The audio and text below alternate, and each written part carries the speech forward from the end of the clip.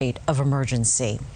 Let's check in with Chief Meteorologist Derek Beasley now, keeping an eye on things. They're going to be tuning in to you, Derek. Well, Jane, hopefully we have good news, and it looks like we do. We've already been seeing some positive trends in the computer model forecasts, and with the storm itself, it really hasn't strengthened a whole lot, and we do not anticipate any significant strengthening here over the next couple of days. And it looks like the computer model forecast tracks continue that westward shift that we want, at least for our area, and I think that trend is going to continue. We're still seeing some thunderstorms trying to fire up right around what is considered the circulation center, although it's fairly ill-defined at this point as it makes its way through the the Leeward Islands and parts of the Lesser Antilles. They're going to be headed towards the Greater Antilles here very shortly.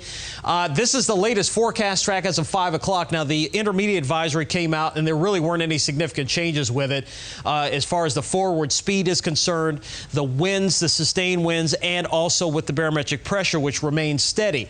The latest track continues to keep it very close to the Greater Antilles here, many of the islands. So we're looking at Hispaniola and also Cuba. This land interaction should slow any type of attempt to strengthen as it makes its way through this area during the day Sunday and into Monday. I do think, though, once it gets out of the Gulf, it'll have a better chance for getting a little bit better organized as it heads towards the northern Gulf Coast. But as it bypasses our area on Monday into Monday night, it looks like that would be the opportunity for us to see anything as far as some enhancement in the rainfall and perhaps a few extra thunderstorms in the area and a little extra wind as well, but nothing too significant at this point.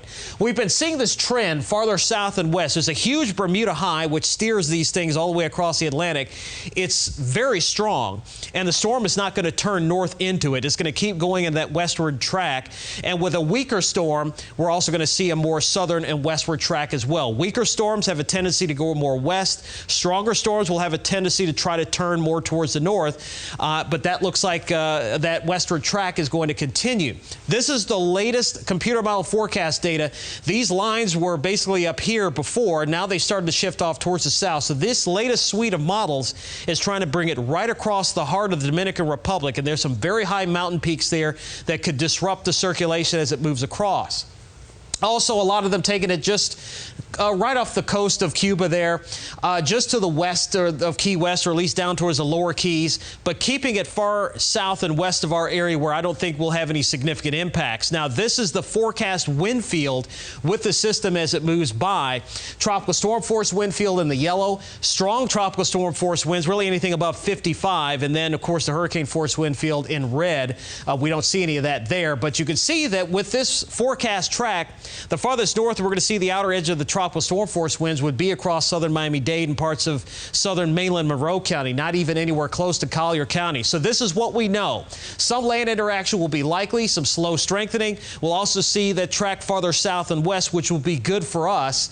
And it looks like we'll see perhaps some minor impacts later Monday into Tuesday, but other than perhaps some minor coastal flooding, a little extra chance for rain, some gustier winds, right now we do not see significant impacts being a huge issue here. So it looks like our trends are better for us based on what we're seeing.